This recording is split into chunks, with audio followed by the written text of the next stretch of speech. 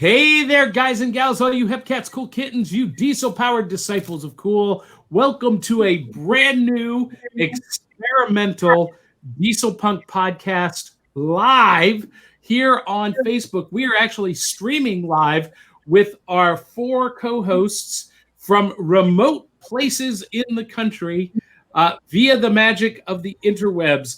And you might recognize a very familiar face. Well, maybe not face, but name down in the right-hand bottom corner.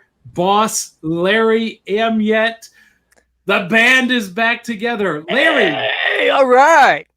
It's been forever since we've been able to connect like this because technology has not been our friend. But all of a sudden, in the midst of a pandemic crisis, the technology emerges for us to be reunited once again, and not just via audio, but video. That's right. How cool is that? And anyone who's watching that does not know Boss Larry, you have not been a Dieselpunk fan for very long. He is coming to us live from the Dallas-Fort Worth boardroom. And in Memphis, Tennessee, is the enigmatic Darksoul, and broadcasting live from the back of his van in Smyrna, Tennessee, is Pretty Boy Corey, or as we like to call him, Cindy Brady. That's right.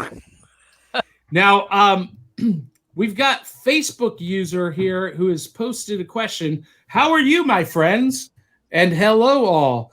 Now, when you guys post from the group, make sure that you give StreamYard permission to use your name and your face. Otherwise, we don't know who you are. We're just going to call you Facebook user. Let's see. We got a comment already for Boss Larry. So sorry to hear about your daughter. Is she symptomatic? And that was the first thing I was going to ask you, Larry. Yeah. Well, I appreciate that very much. For those that don't know, my daughter's been diagnosed with COVID-19. She's already been isolated for a week. They were suspicious that she had the symptoms, and they suspected it might have been a combination of illnesses, flu and COVID. They had it on Theraflu, so it looks like there was some flu indicated, and then the results came back today as being COVID. She's doing okay. She's home. She's home quarantined. She's not so severe to warrant hospitalization. And she's home with her boyfriend, and they are monitoring the situation. I very, very much appreciate all the kind words and positive thoughts and feelings. And thank you very much. I appreciate it.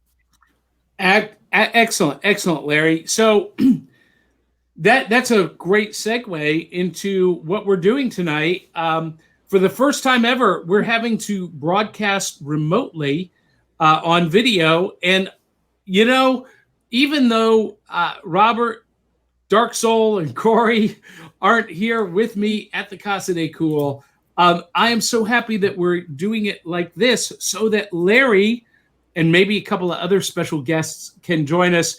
And, you know, Larry is one of the co-founders of this podcast, and to have him back on the show after such a long absence it just thrills me to no end. I love it. I appreciate that, man. I appreciate it. I miss you too, buddy. And this is going to be fun tonight. Yeah. So we're just getting together to talk about what kind of things, Dieselpunk things that we're doing during the COVID-19 safer at home, shut-in protocols. You know, we're being told to stay at home. You know, it's not really a lockdown because nobody's like enforcing it by law yet. But, you know, us responsible people are, you know, following kind of the requests of our mayors and our governors and staying at home to, you know, keep from getting sick or making other people sick. And so it's tough, right? But what are you guys doing to fill your time at home in a Dieselpunk way? Who wants to Larry? go first? Okay. Yeah. You know me, I'm always happy to go first. Oh, yes. I'm drinking more. Okay. I am too, but I'm drinking water. When you're when you're sheltering in place, it's 5 o'clock somewhere always. Let's see. I'm reading more Dieselpunk.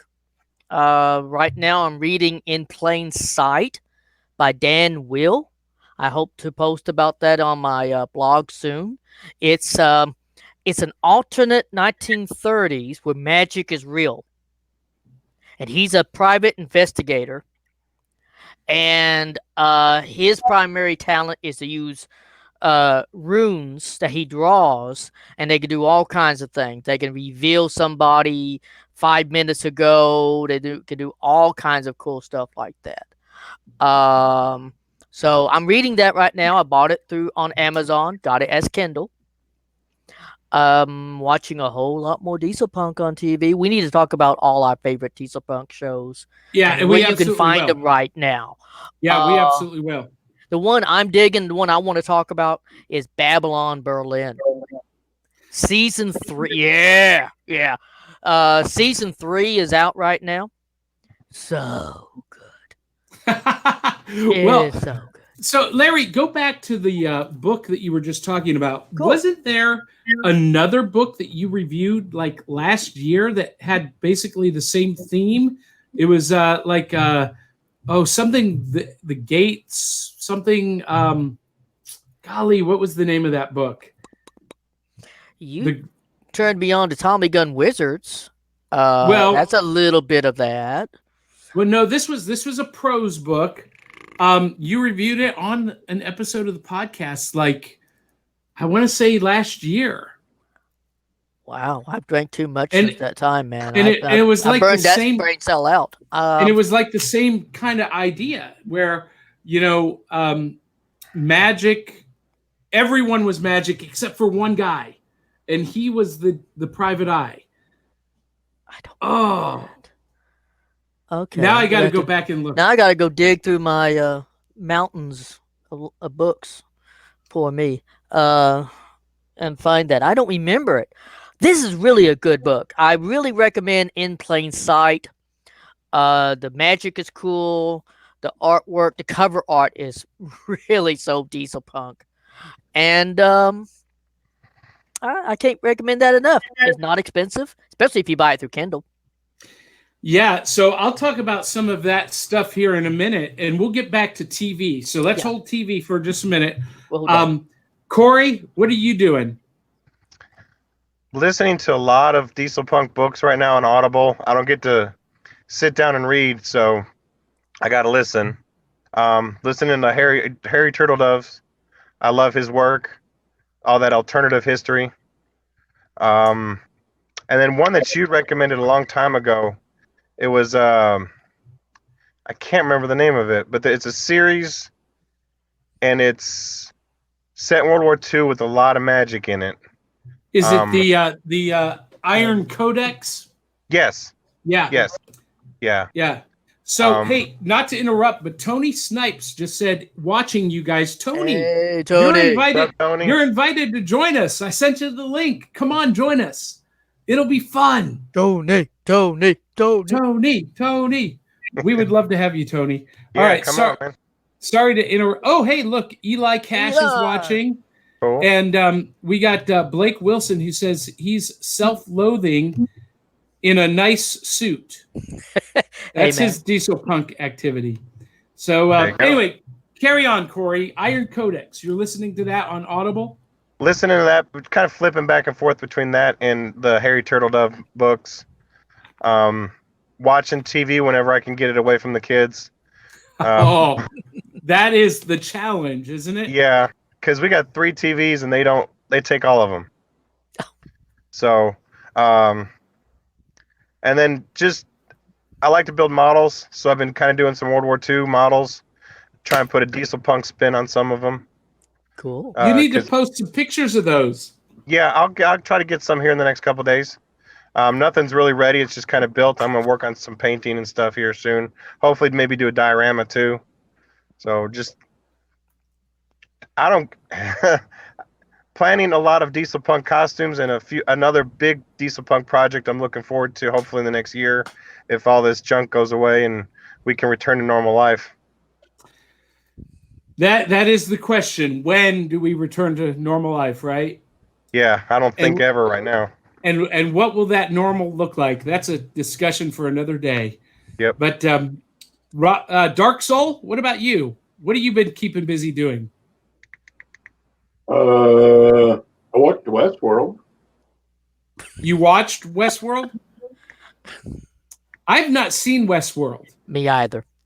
Is it I've good? seen parts of it. I like it.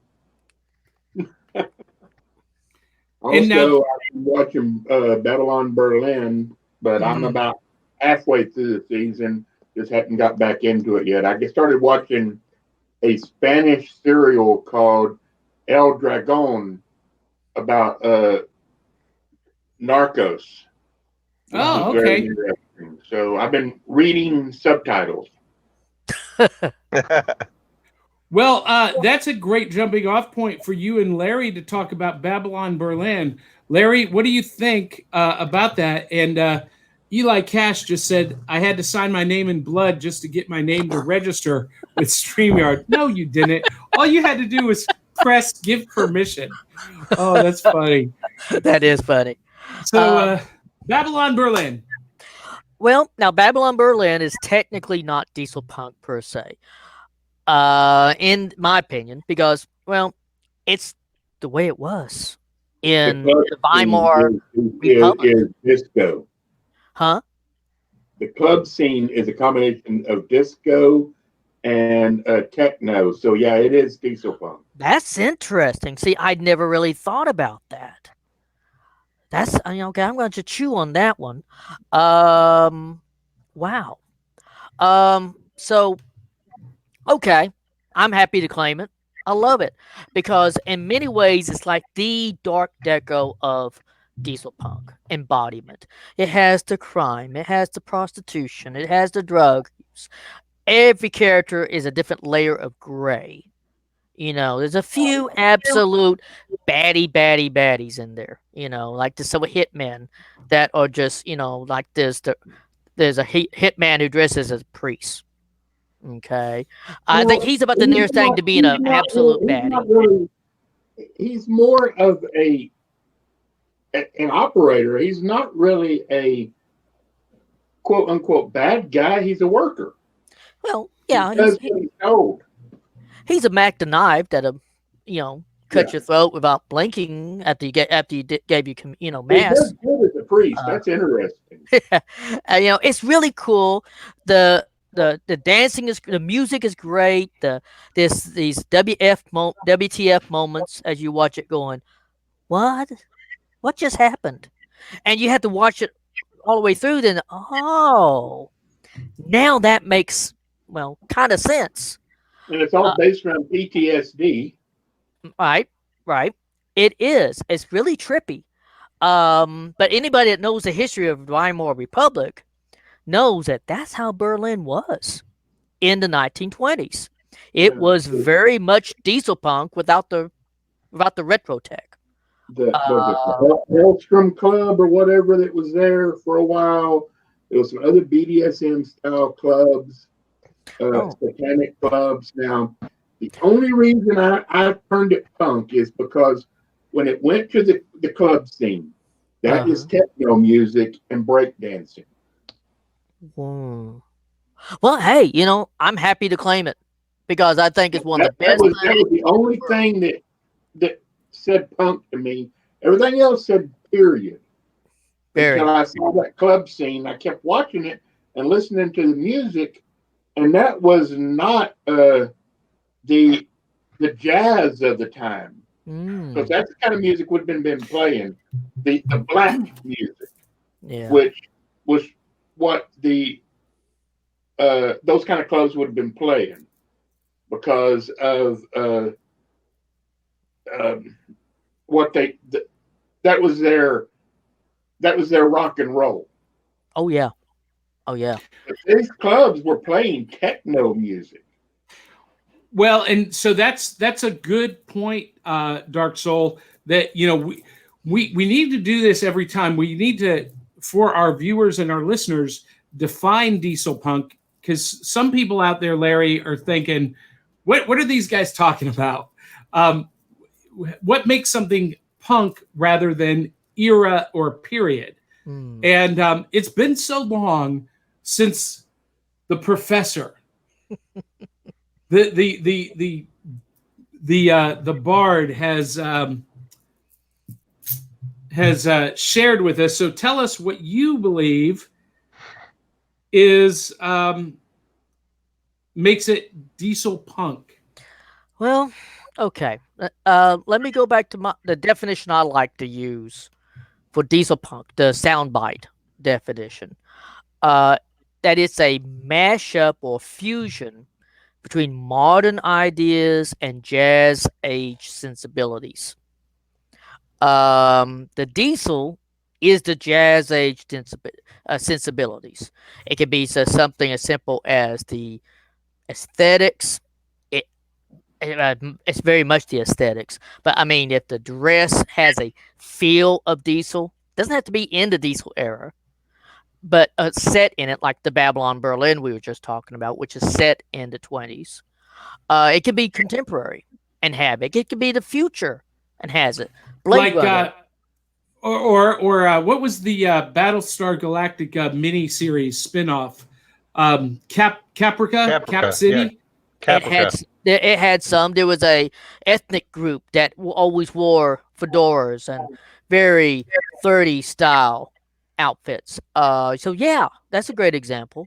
It had elements. Oh, and they had this virtual reality game where they went into this very diesel punk virtual reality with a giant battle zeppelin and stuff like that, and planes that looked like weird variants of flying tigers.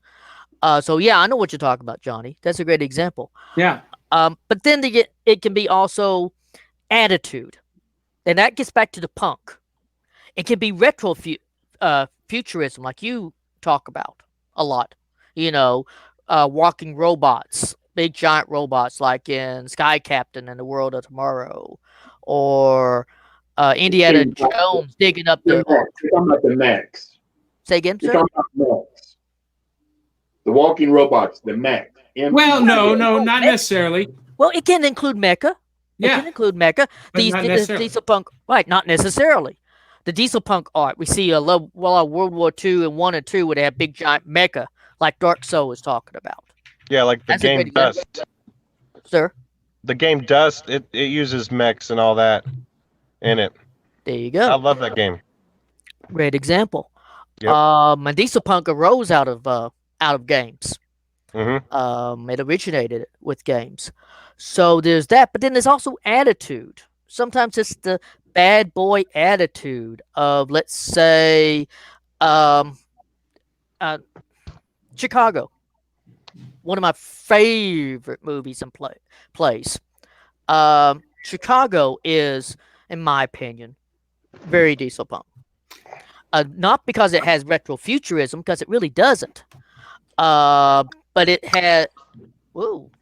Look who just joined us! It is my brother, Tony Snipes. Not to interrupt you, Larry. That's okay. You can interrupt me for Tony. Hey, man. Yeah.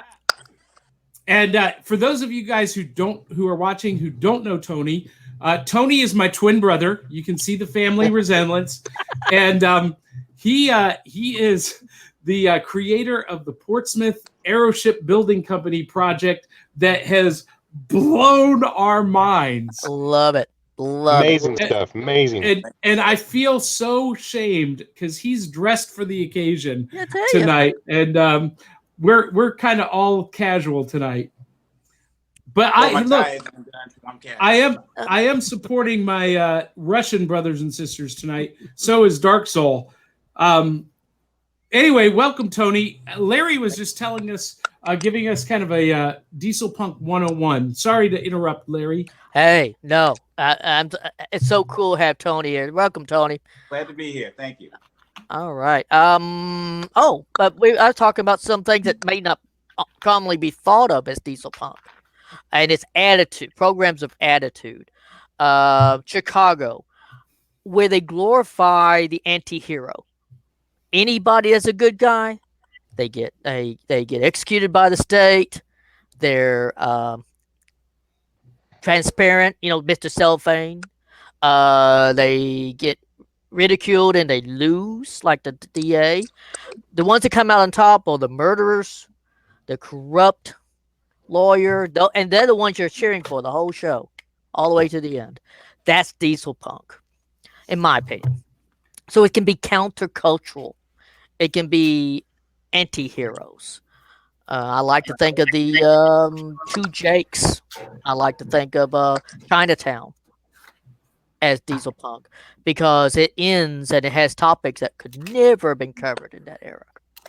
So anyway, that, folks, is what I defined and how I understand Dieselpunk. Excellent, excellent. Thank you, Larry. So Tony, before you joined, you saw us talking about what we're doing to entertain ourselves during the COVID-19 crisis. Sequestering at home. What are you doing? Well, we all know what you're doing. You're creating art, but tell us specifically. Thank you. I just finished season 2 of Project Blue Book, and it was awesome. It was phenomenal, and I can just watch those episodes all day long and just look at just the attire and looking at the cars. That's the thing that fuels me and gets me excited, and it has a great storyline. So I really have been binge watching that. What is that on? That is it's on the History Channel, but I just switched over to YouTube TV. So now I'm just buying it episode by episode on YouTube. Well, History Channel is part of Disney Plus, which means I can watch it. Yes. Oh, okay. So I'm excited about that. I've never seen an episode. Oh man, you will love it. Start at the first season and keep on going. I definitely will. And we have a comment here from Eli Cash, picking up on what you were saying, Larry. Star Trek First Contact had a holodeck scene involving Picard blasting away Borg with a Tommy gun. Yeah, he went by the name Dix, didn't he? What's his name? Somebody. Dixon. Yep. Dixon. Good job, man. Yeah. Great example, Eli. Thank you. And this is my buddy Jake. He wants to know what's your favorite magic trick that Johnny does. Hey, Jake. We're not talking about that. The disappearing Johnny. What's that? The disappearing Johnny. Oh, great. There you go. So Larry and Darksoul were talking about Babylon Berlin. Have any of you guys seen the movie on Amazon Prime or Fandango, Abigail? Not yet. No. So I posted the trailer as to kind of give a heads up to our steampunk brothers and sisters, because the trailer makes it look like the steampunk movie they've been looking for since Wild Wild West. The steampunks have been searching for that quintessential steampunk movie, and they thought it was going to be Mortal Engines last year, and that turned out to be more of a mashup of steampunk, dieselpunk, and cyberpunk. And Abigail had this appearance from the trailer of being this quintessential steampunk piece, but visually and aesthetically, it was all late 1930s.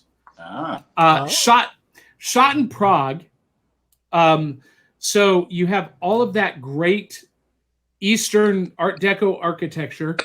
All of the cars are, there's cars, and they're all late 30s models, 38, 34, or 39, 40, 42, that era.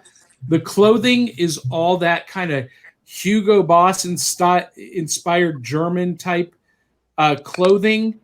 Among the officials, the peasants are wearing very common clothing for the Diesel era, the Art Deco age. And the only thing that was really steam about it was the airship that they used to get to the prison. Everything else was all very, very Diesel. Very cool aesthetically. The storyline was very straightforward, but it was in English, but it was that Eastern European English, so they overdubbed it with American English voice actors, and that just drives me insane. I would rather hear the original dialects of the characters, and even if I have to use subtitles, I just hate overdubbing. So it's worth checking out. For all of you retro punk fans, it's a little bit different, not as pure as something like Sky Captain and the World of Tomorrow, but it's worth watching. So, Tony, you talked about Project Blue Book. What is Project Blue Book exactly? Project Blue Book, it follows the Air Force's investigation of UFO reports, and it partnered a captain from the Air Force along with a scientist in aeronautics, and partnered the two of them together. And their job from the Air Force, and headed by two Air Force generals, was really to go out to every major report that came up for UFOs around the country and to debunk them. But really what's taking place is, even though they're set out to debunk them, they're actually finding out that, you know what, there may be something to this UFO thing after all. And it's based on the real account of the doctor's investigations. And it starts to cross that, it really doesn't cross that line, but I think it fits into our definition of Dieselpunk because of the years, because it originates like in 1945, but then spends most of the time in 1950, the early 50s. But before they get into the space age era, so it's post World War II, but it still has that same look and feel. I mean, you can watch that thing with the sound turned down and just look at the beautiful scenes and the costumes and the cars and the attention to detail. It's a beautiful show. And then it just ties it all in with that little woven in little bit of fact from the actual account, and probably some artistic license that they take to make it really entertaining. Well, I have always maintained that the Dieselpunk timeline extends to 1957 and the launch of Sputnik. So, absolutely. Yeah. Johnny, every episode I watch, and especially when they show the timeline, I said, that's what Johnny's talking about. It's still in that right time frame. So you'll get a kick out of it. Yeah. You know what? I'm going to watch that. I'm going to start watching that tonight when we get done here, because I don't have to be to work until 9 a.m. and there's nobody on the roads of Nashville. It's you've seen that poster of The Walking Dead where the empty highways. That's what it looks like in Nashville right now. Wow. It's pretty awesome. So what else are you guys doing to keep yourself occupied? I'm working. You are working. So Darksoul is considered essential, but he is still working remote 99% of the week. And we can't go into what he does, but it is essential. I have to go in on one day a week to my actual location. But if we told people what you did, we'd have to kill them. Oh, Or get killed. All right, we got another comment here. Nice goggles, Darksoul. And this is just someone Facebook. They did not give StreamYard permission to use their name and picture, sadly. So we don't know who that is. But those of you who are watching, post a comment to let us know that you're here. We, since we're using the stream aggregate here, we don't see who's popping up and watching. So unless you post a comment and use your name, we don't know you're here and we don't know who you are. Hey, Johnny, don't forget to talk about April 24th, too. Well, why don't you talk about April 24th? Because April we are 24th, still going to be we are doing sequestered.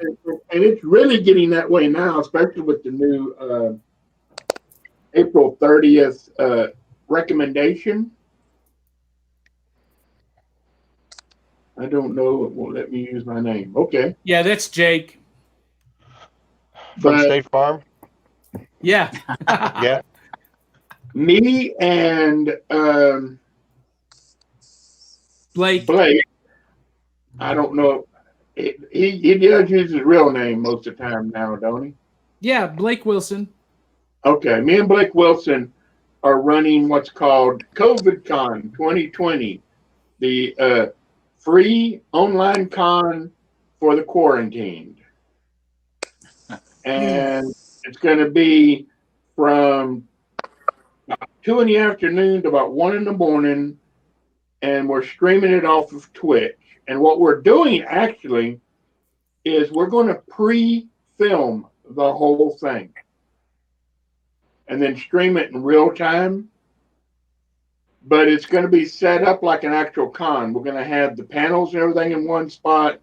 We're going to have links to a vendor room. We're going to have links to a gaming area. We're going to have links to the biographies. I mean, it'll be set up almost like doors that you go into. And it is completely 100% free. We're still looking for vendors for it. We've Tony. got... Tony. Yeah, we're still looking for vendors. COVIDCon2020@gmail.com. And it is 100% free. All we need is your name, what you sell, and a web presence. Your web presence is your table. And we have some actors, we have some directors, we have some writers. One of our writers is John Wilker, who has been writing a series about a spaceship called the Ghost. Excellent series. Great. We have right now we have about 24 or 25 guests, and nobody. And the reason the reason I named it COVIDCon 2020 is because of what's going on. But we are not making a dime off of it. No one is making money except for the vendors, and it is made so the vendors and the creatives have an outlet during this time. And That's cool. me and Blake were sitting at CC's having pizza right after we found out that Mid-South Con and some other stuff was canceled. And we said, what the hell, let's just have a con. And 48 hours later, we had all of our guests. Yeah, that's pretty cool. Awesome. We need to get on the stick and getting some more people promoting it. Yeah. I am going to be sending out letters to all of our vendors as soon as I get a formal letter drawn up to have them start promoting too. But they need to be promoting it and sharing it at least once a week. Yeah. Or once a day, I mean. One post a day is not too much to ask. No, what we're doing is, I mean, like I said, it is 100% free, and we're not making a dime from it.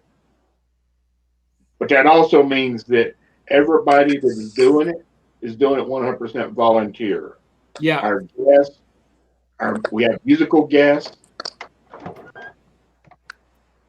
So I guess I have stolen for long enough, unless Johnny wants to put the link for it underneath somewhere in a little scrolling bar, because I know he can. Well, no, I can't. But well, maybe I can. No, it's too late to do that now. But we will put it in the show notes when we repost. So Okay. COVID Con 19. So any vendors that want to join, we will take all vendors, and it is COVIDCon 2020@gmail.com. So I released it now. so Tony, Yes. I know that you're like me, a big comic book fan. You're an illustrator and artist yourself. And Yes. last week, news came down from Diamond Comic Distributors that they are not going to be distributing any product for in their words, the foreseeable future. Did you read that letter from the president of Diamond? I think I got a glimpse of it because did you post it? Because I did. Okay, that's must be where I saw it from. It reads like they're just throwing up their hands and closing down permanently. It does not sound like they have any interest in restarting their business. For those of you who are watching, that's substantial because comic book stores, today in America, all comics are distributed only to comic book stores through Diamond Comic Distributors. They are the only distribution source. Right. They hold a monopoly. And with them deciding not to ship any new product starting last week, that means there's no product going to stores. And stores are closing down because they're non-essential businesses anyway. But it depends upon who you ask. Well, that's right. That is depends upon who you ask. Because to me, it's pretty essential. But you know, you can't even order them, you know, direct like through mail order. Diamond has cut the supply chain completely, and luckily, DC and Marvel and the larger indie labels are putting their product out on Comixology. Now, Tony, have you ever used Comixology? I did years ago and checked it out. Didn't spend a whole lot of time with it, but I am familiar with it. Well, so I was the same way. And I'm a big fan of Comixology from the standpoint that you can get stuff that maybe you wouldn't pay full price for at the comic shop for, you know, 99 cents or $1.99 and try something new on the cheap. And I've discovered a lot of cool stuff that way. Well, now, with there not being any physical product available, I've had to go exclusively digital, and so will thousands of other readers. And luckily, Bitter Root is on Comixology. Yeah. I know So, Stanford, he lives in this area in South Carolina. Oh, does he really? He is a cat that I really, really want to meet. For those of you who don't know, Bitter Root is this awesome Dieselpunk comic series about a family in 1920s Harlem that are monster fighters and monster hunters. And it is illustrated. He's getting it. Perfect.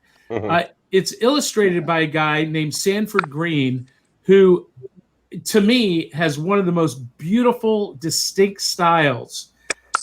Very reminiscent of, like, and this will make sense to comic book fans. It's like a combination of Jack Kirby and Carmine Infantino merged together. Does that make sense to you, Tony? Yes, and he's a real down-to-earth, nice guy too. I mean, the guy is awesome. I would love to get him on the show, but for those of you who are into comics and you can't have the physical print copies coming out, Comixology, it's an Amazon company, is a great way to go. And what better way to be a Dieselpunk than to enjoy a medium that has traditionally been paper form, that dates back to the early 30s, but now in digital form. It's kind of, going back to what you said, Larry, about the technology and the aesthetics. Eric Fisk, who's not with us tonight, he said you could be Dieselpunk if you're wearing a fedora or a flat cap, but wearing an Apple iWatch. That makes there you go. That makes him punk. And so I feel like reading comics in a digital format is one way that I'm celebrating my punkdom. Johnny, I'm wondering though, because I really think that they're going to have to change that and get the physical comics in folks' hands, especially now, because one of the things that I really believe is going to take place, especially now since everybody's doing all this nesting and basically, you know, having to stay at home and find things to do. Yeah. Anybody that does anything entertainment wise, whether it's, you know, stuff that we write or comics or video or any of that, folks are craving that now. And so I really think just, you know, old fashioned books, just the printed books are going to be something that people are going to need now because of the season that we're in. Well, and for that to happen, the comic publishers are going to have to move away from Diamond and get their product back in grocery stores and convenience stores. You remember when we were kids, you could go down to the drugstore on the corner, or, you know, to you know, your local Kroger and go to the newsstand and pick up your favorite comic series. Boss Larry, I'm sure you bought many a Batman comic that way. Oh, exactly. Yeah, I used to buy all my, because I was a Marvel fan, so I bought my Fantastic Four and my Spider-Man and my Hulk and so forth. I think there's going to be, I mean, the marketplace is going to step up. There's going to be somebody that's going to walk in.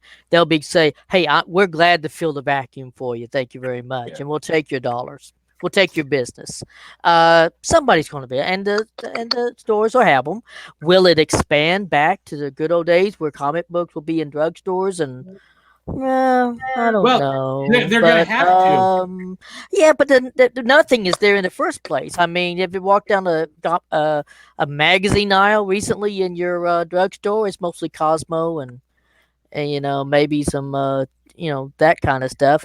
I don't know the big bucks are there. They'll follow the money. So if the money's in comic book stores, that's where they're going to stay. When I was young, there was no such thing as a comic book store. You know, it was the drugstore where you bought your magazine and your comic book. So that's where the market was. Yeah. And what they've discovered, though, is that when they made that move, they made the move in the late 80s. That's how long ago it's been. And the sales plummeted because, you know, people weren't seeing them at the grocery store newsstand. You had to physically go into a comic book retailer. And the reason they did that was to support those comic book retailers, you know, to give them, you know, demand through exclusivity. But it really didn't work. The average comic book today only sells between 15 and 20,000 copies. A hit, you know, a really strong seller is between 35 and 50. And, you know, the big hit books are around 80,000 copies. Statistically speaking, that's zero. Nobody's really, you know, they're not a moneymaker for the publishers. And Warner Brothers has been looking at a way to discontinue publishing DC Comics altogether for a couple of years. Is Disney looking at the same thing for Marvel? I don't know.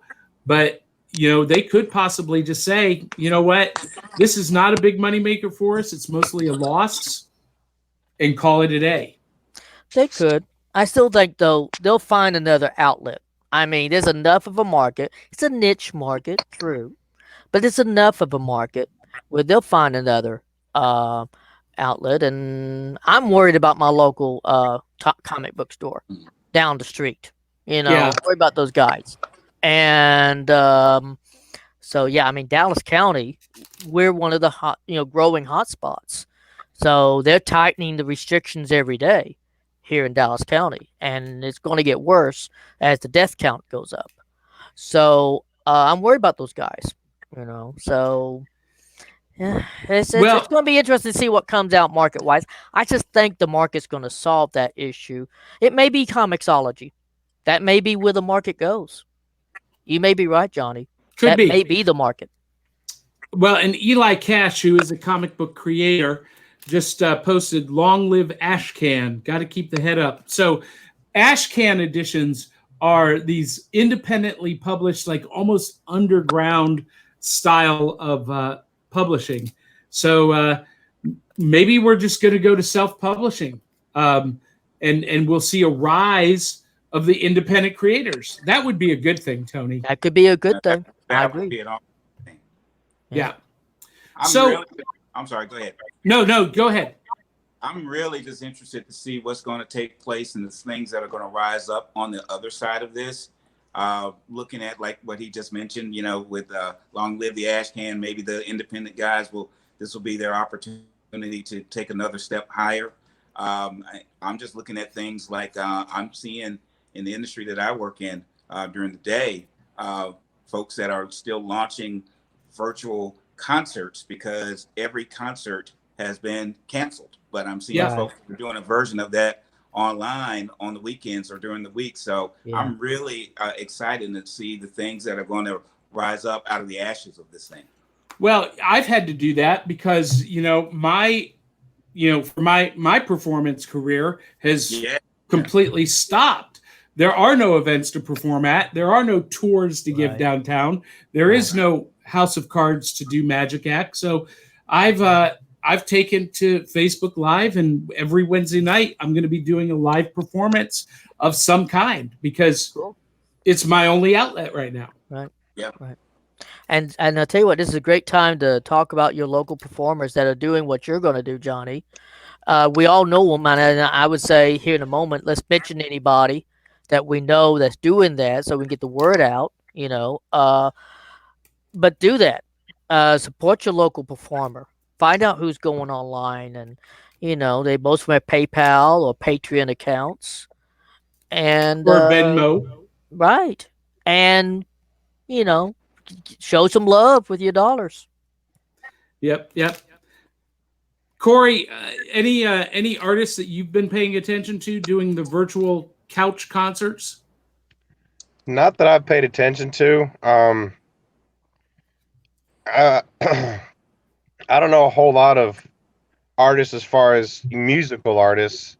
And then, like, you're the only other one I pay attention to, and Tony watching his time-lapse drawings. But, that's I don't really know anyone right offhand. All right. But like Darksoul is doing a virtual con. A lot of us are doing virtual concerts. And, one thing, Larry, you're a true student of history. And, Thank you. I'm wondering what we're going through right now. How much does it parallel what America has gone through in the early 20th century during the diesel era? Oh, I appreciate you bringing that up, Johnny, because my recently on my blog, normally I blog every other week. Okay.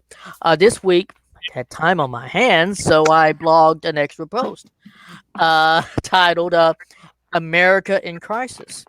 And just what you're talking about, Johnny, I went back and looked at and did some research about the Spanish flu, which most I think most of our listeners, with their love of history, will tell you that they know something about that, because that was a lot like what we're going through now. It happened in 1918 to 1920, thereabouts. And it was brought back by the Doughboys at the end of World War I.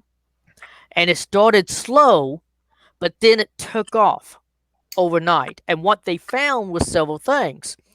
Those areas of the country that practice what we today call social distancing and were counseling things, and they did things that we're doing today.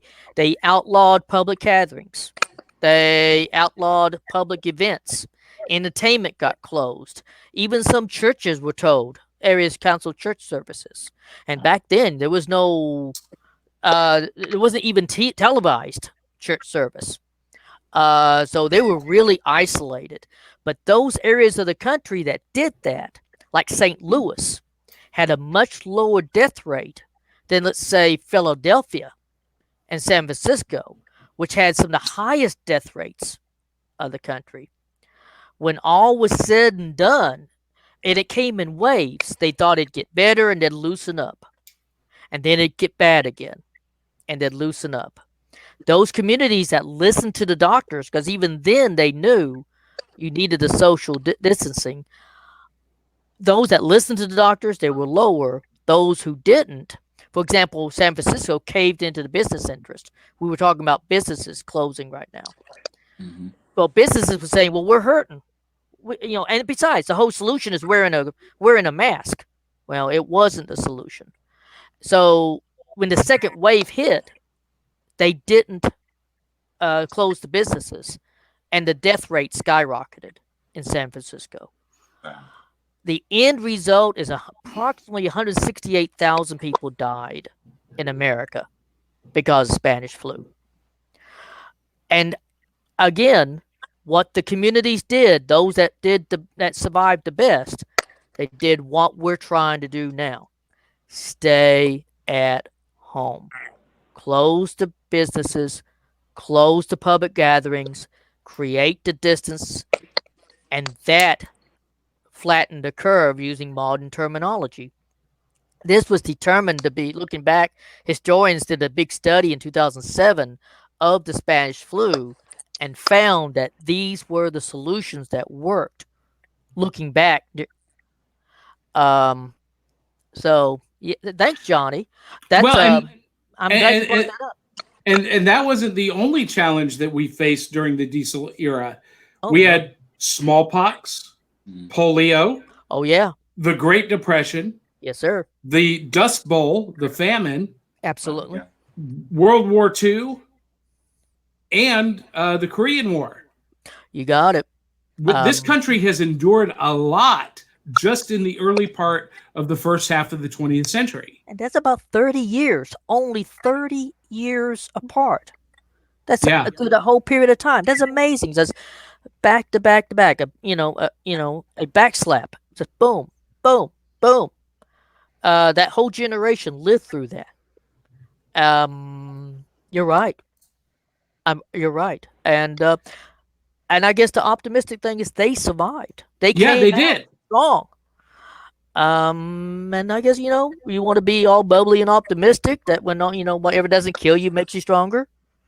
Well, I like to think we'll come out stronger when all is done here. Well, my dad is 85 years old, and Darksoul actually interviewed him for the first episode of the Old Codgers Liars Club podcast. If you haven't seen it, you got to see it. It's a trip. But, my dad is one of those guys who, he lived through most of that. And when he looks back on his days as a youth and teenager during the Great Depression, during smallpox and polio in World War II, he remembers those days very fondly. There's a reason why, a lot of that greatest generation yearns for what maybe we've lost. Right. Those people are the people who are the most, I don't want to say laissez-faire about this current crisis, but when I go out to the grocery store to get necessities, the majority of the people that I'm seeing are 60 and over. Yeah. And I got to think they're optimistic about it because they've lived through it. Yeah. Maybe we shouldn't be so dour. Corey, did you have something to add to that? Oh, when I went to Kroger the other day, they have the sign listed for, the elderly, or I don't want to say elderly, but the times for the older generation to go shopping. Mm-hmm. And I went there 2 hours after that was done, and it was nothing but like my parents' age, grandparents' age, and they were just walking around like it was nothing. They didn't care. I'm walking around with trying to not touch my face, and they're just like they're grabbing stuff off the shelf and putting it back and coughing on stuff. I was like, great. So the older generation is going to kill me. But they've been there, done that, got the T-shirt. Yeah, they just like whatever. We've done this before. We'll get through it again. Right. Exactly. Yep. Oh, let's see. We got a comment here from Blake Wilson. The elders lived through polio and measles and the like. Just another thing. Yeah. Yep. Just what we were saying. Yeah, I mean, yes, I wouldn't know. I don't know if I'd say just another thing. Well, I'm not to sure I them, would say to them. that to them. They survived it. They survived it. Many of them survived it. Not all of them did. My mother had polio when she was 4 years old, and thanks to Scottish Rite Hospital, she did survive it, but it left her uh, handicapped for the rest of her life, and ultimately killed her early in her life because of it. She died in her early 50s. So, yeah, many did survive it, but remember, like I said, 168,000 people didn't survive the Spanish flu. Yeah. So we as an America will come out. There's no doubt about that. The world will come out of this. Okay. And it's going to be, we're going to have to take and maybe learn from them to look the long haul. Okay. We as Dieselpunks have an advantage. We can have the conversation that Johnny just brought up. Right? Johnny just said, well, what did we do back then? How did we survive back then? And that gives us something that we can share to our friends, our neighbors. Hey guys, remember, did you ever learn about Spanish flu? No, they'll say, because it was 101 years ago.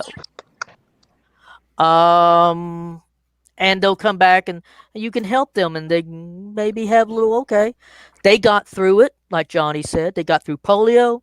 They got through World War II. They got through Korea. As a country, we'll survive this. We'll survive. Yeah, excellent. Hey, Jake, we're going to get to your question in a minute. We'll close with that. But before we get to Jake's question, Darksoul, Corey, Tony, I'm curious, have you guys seen, as we've been going through this, have you seen any changes in your circles or maybe in the community as a whole, the personality of the communities? Have people been acting different or doing different things? Have you noticed this? I don't really. I don't get out much. Because you got 5 kids. 5 kids that I take care of every day.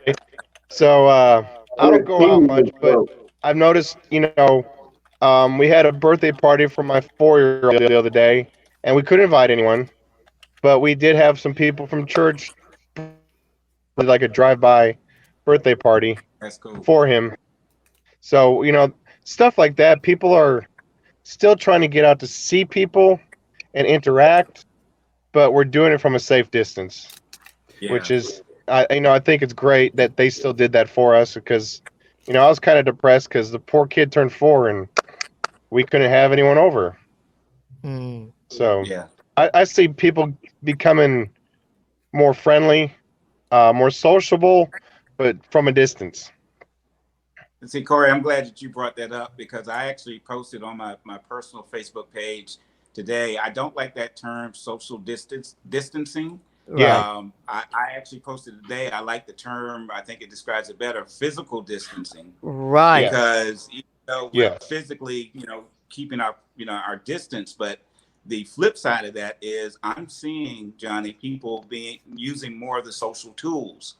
And brainstorming and being more creative, like Corey was just talking about. How can we remain physically distanced at a safe distance, but still be social to celebrate his birthday? And they came up with an idea. What I do during the day, I work in Christian media with Christian radio, and so I have my pulse on what area churches are doing. And many of the churches that were already prepared to do online services, they crank that up automatically. But then I've even seen several ministries that have gone to the old-fashioned drive-in concept, where they have folks that are driving their cars and parking in the parking lot and having church. So folks are, I'm really excited just by seeing how folks are brainstorming on how can we still socialize and keep that safe physical distance. And it's phenomenal to watch us really just come up with that and all that unfold. I like that about. I like your phrase, Tony, a lot. In fact, heard. I think it was the UN was actually who was actually encouraging people to use the term physical distances, Yes. just like you Yes. said, not social. And Right. and that because they wanted to encourage, hey guys, you really do need to keep this distance physically Yeah. Yes. from apart. But like you said, we now have the technology our ancestors didn't have. Well, I live in I a- didn't have when I was young. Okay. That's right. Last 2 nights, my wife and I and some other couples have actually played Cards Against Humanity over to Zoom. I've been wondering how that would work. I've been dying to play King of Tokyo. It's my favorite board game, and nobody wants to play it with me in the house. And I'm like, how can I do this virtually? If anyone has any ideas, I guess I'd have to find other people with their own sets. But I got friends playing Skype over Facebook Live and FaceTime in it. Yeah, they've been playing Skype all week, back and forth Really? with each other. Yeah, they both got their boards set up and they make the movements that they need to, and it's pretty cool.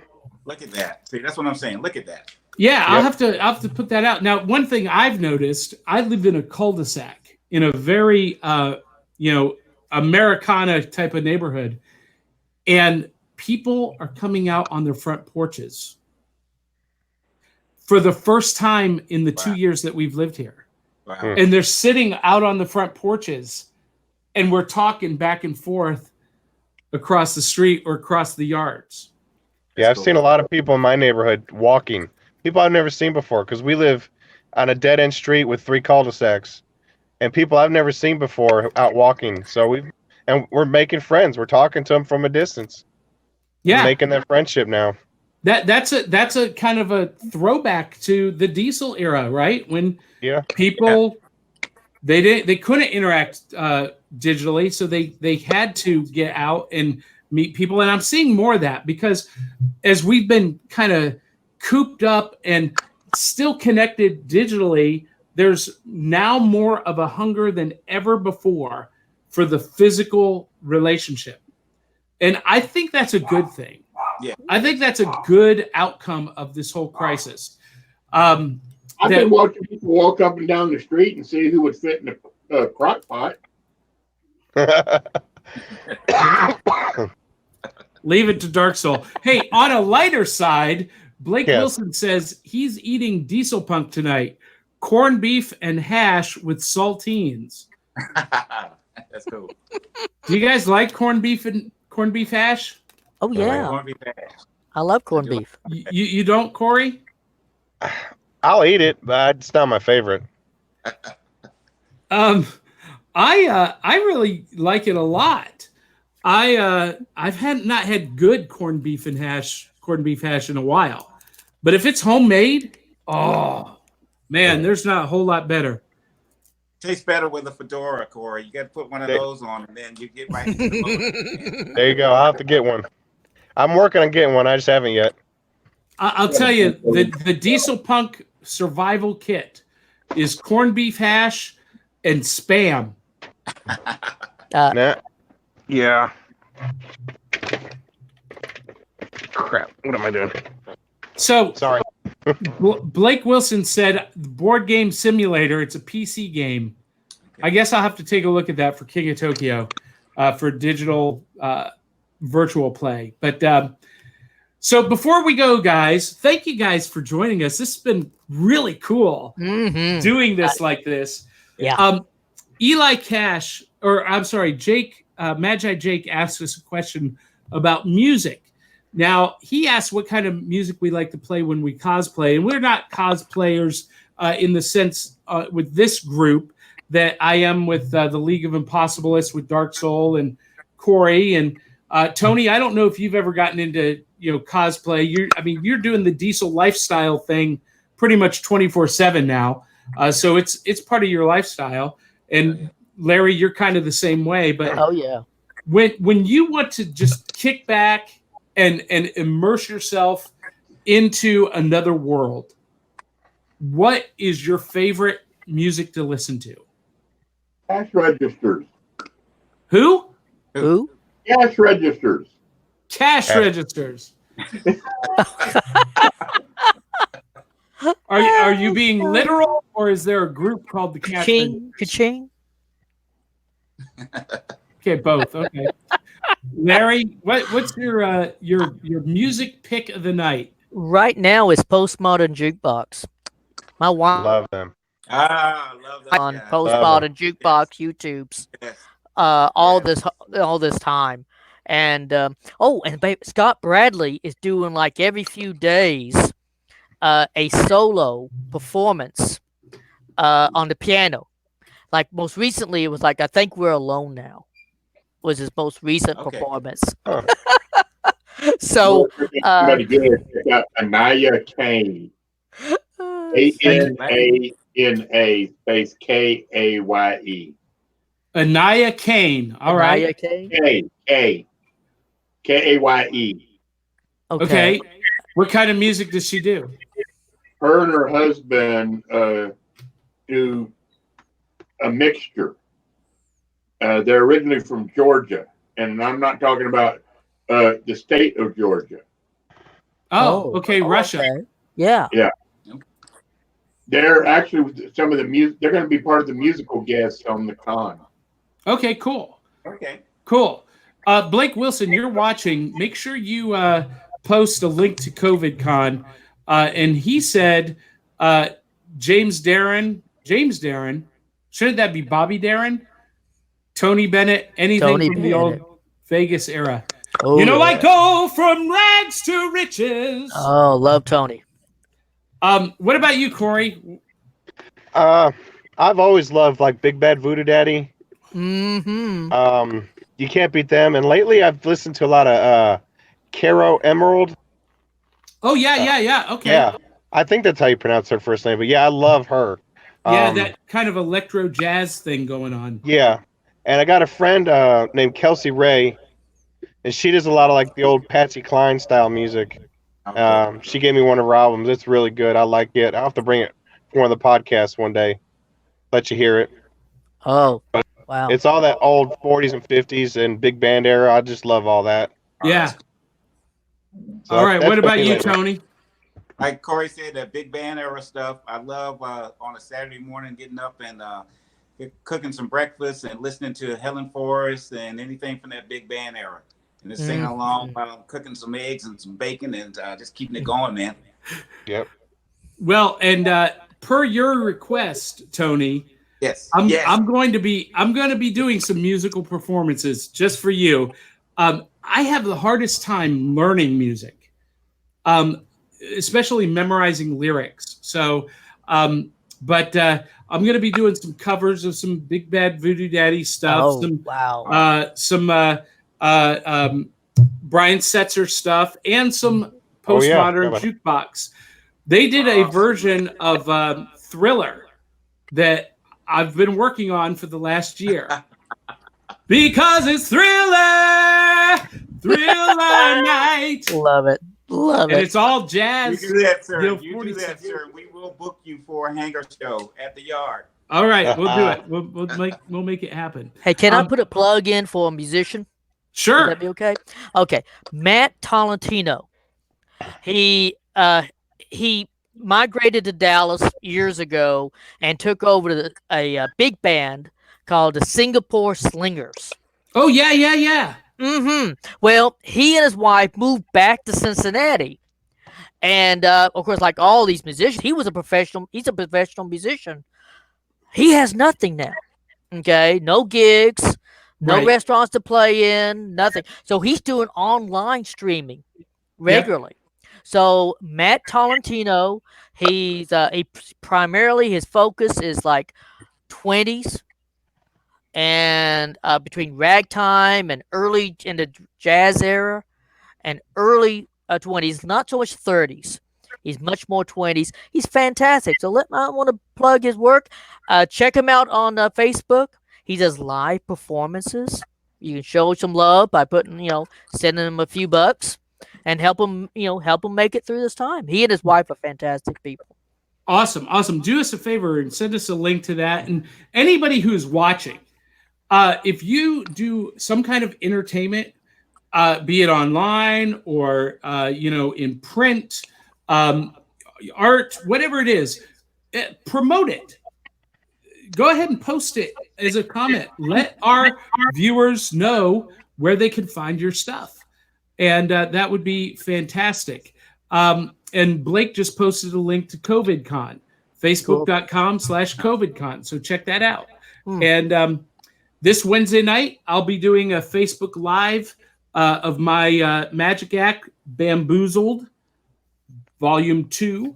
And I'll be doing some of that musical stuff. I won't be singing on this show, Tony, but I will be doing some of my musical magic with some jazz stuff. I'll be eating razor blades and doing some stuff with cocktails and cigars, and it's going to be a lot of fun. So check that out. Any last thoughts from our panel here? Going once. Well, no, about. I think we've covered a lot of great stuff, man. I don't. Yeah. Well, you know what, Larry? Just for old time's sake, I'm gonna let you say your sign off, and we'll say good night. Well, these are some tough times for us, not just America, but worldwide. And now's the time. I know we got to keep social distancing, but check on your neighbors. Don't knock on the door, give them a call. I saw a case earlier where a senior citizen whose window faced the kitchen of a neighbor, and they had an agreement. Every day, if everything was okay, she'd put up a green piece of paper so the neighbor could see it. And then if she needed help, like going to the grocery store, she'd put up a yellow piece of paper.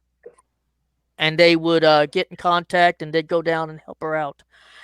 If things were serious, that it was an emergency, if she needed something serious right then, right now, she'd put up a red piece of paper saying that she was in distress. So take care of each other right now, because, well, that's what life is all about. Well said, Larry. And on behalf of Dark Soul, Tony Snipes, Pretty Boy Corey, this is Big Daddy Cool saying, swing hard, swing often. We'll catch you on the flip side. And good night.